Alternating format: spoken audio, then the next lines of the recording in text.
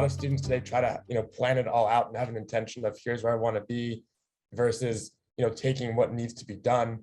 And so I think I kind of have an idea from your answer, but, what's your philosophy on getting your foot in the door and then getting to where you want to go versus, I want to hold out and make sure that I get to the exact spot. And obviously there's some balance, but just in terms of your overall, what you want to do or what you don't want to do, right? And sort of have that awareness, but that's it. They're not rules. They're sort of just the approach that I've always taken through my career is no matter where you are, write down what is it that you want in your next role, right? And what is it that you don't want in your next role? And just write that down so you've got it clear in your mind.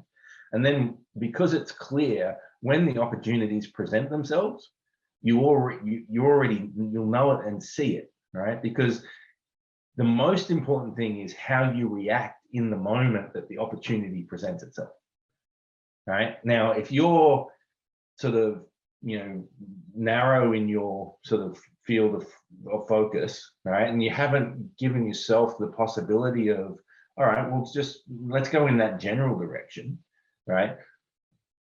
It'll be obvious when the opportunity presents themselves. And when someone comes to you and says, hey, look, this is not exactly what you're looking for, but this is what I've got. How you react in that moment, person to person, makes a real difference. If you're like, well, not really what I'm looking for, they're going to be deflated, right? If you're like, do you know what? That sounds interesting. Tell me more, right? You don't have to say yes blindly, but you've got to be able to lean into the conversation and go, let's take the conversation in that direction. I want to see how I can fit in, right? Different groups of people have different mentality towards this. That willingness to step forward is not as common as you think. I think everyone sort of wants to be invited forward, but it's the people that actually go and put themselves out there and sort of take the risk and commit to making a contribution without necessarily knowing the path of success. That bravery and that fearlessness, that is something that's extremely attractive to all companies and all leaders and all managers that would be looking to add people to their team. So you just need to be open to the fact that it may actually be exactly what you want, even though it's not what you think you want, right? So that openness and that willingness to actually, contribute to what the team or the business needs, right? That gives you much more exposure than basically wanting to stay in your lane, right? And nobody makes it to the top, right, in any sort of business context by just staying in that narrow lane. So I thought it was kind of interesting that you mentioned that all those experiences, even as a waiter, is what set you up for this experience today. It really is. And it's being able to interact with people, right, is a major part of success through your career, right? So some people can be extremely technically oriented on a particular topic and maybe they don't need as much of the people skills.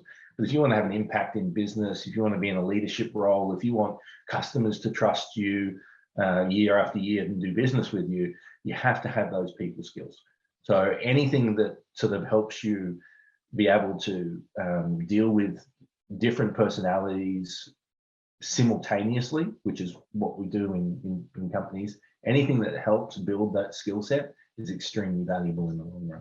Me personally, I do want to travel after college, but me and as well as a lot of other students are scared that we're going to fall behind in our careers, or it's going to set us back because we're taking time off and not pursuing a career or a job that we should go after. So I'm curious how you got over that kind of fear and taking that risk to just travel and go live your life for a little bit before kind of committing to a career.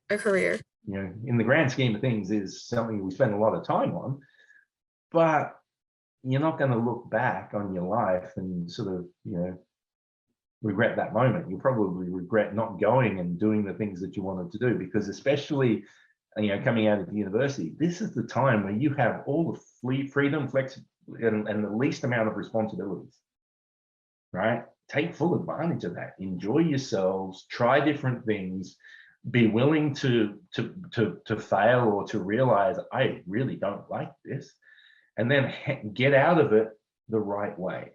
Don't just ghost, your employer and not turn up. To handle difficult conversations, with a degree of respect for the other person needing to get a job done. It doesn't matter whether you're a waiter. If you don't turn up for a shift, there's a whole section that's of customers that needs to be covered by others. All right, there's a lot of interdependencies no matter what your job is. So just being mindful of that as you make your life decisions is important, but your life decisions are more important. So you won't miss out. There's always another opportunity. There's always another company that's going to be interested in you. It's it's a good dynamic to have.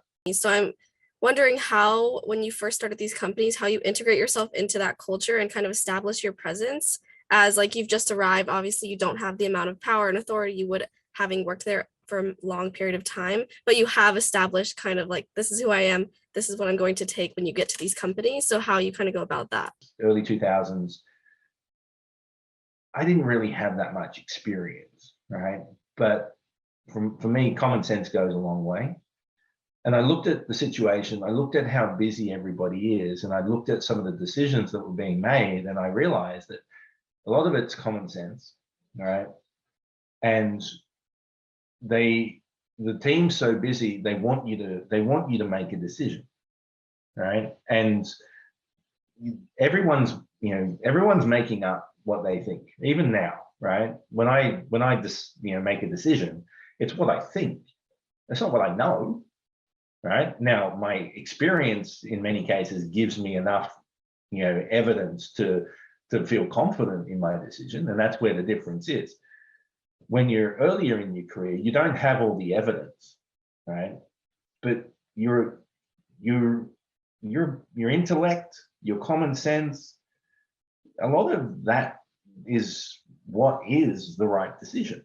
So just realizing early on that if everyone's going based on opinions, right? Why don't I state my opinion? Right? And this is where a lot of people don't do it. All right. If you actually say to your bosses, hey, look, I think this. I think we should do this. Why don't we try that? Would this work? Right? What it does is it puts it on the table for them to critique it.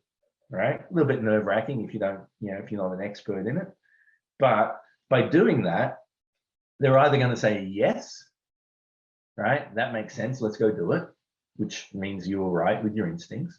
Or they're going to say, no, we can't because of this, this, and this. And as a result, you're learning more in that interaction without you having to go through it. So they're sharing their experiences with you, they're applying it here, and you collectively are deciding what's the best way to go.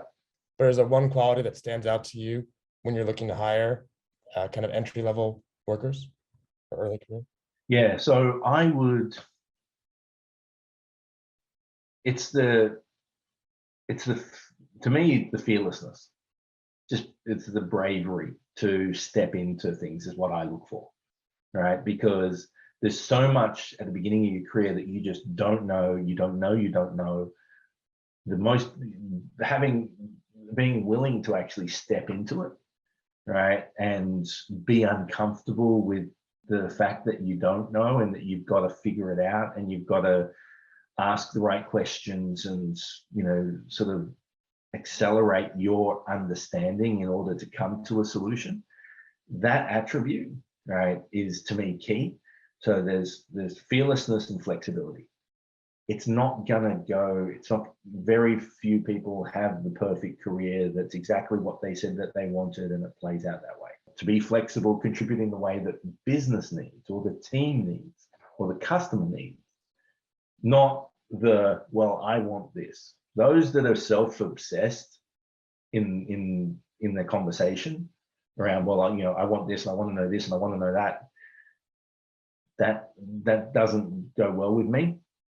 Right? Those are like, what do you need? What's the organization? What are the big challenges that you need to overcome? What's been the most enjoyable thing that you've done in the last 6 months in your role? Right? Asking leaders those questions and getting them to think about, because we deal with problems all day. Like that's the main job of a leader, to deal with problems. right, in a constructive way that sets a path for success.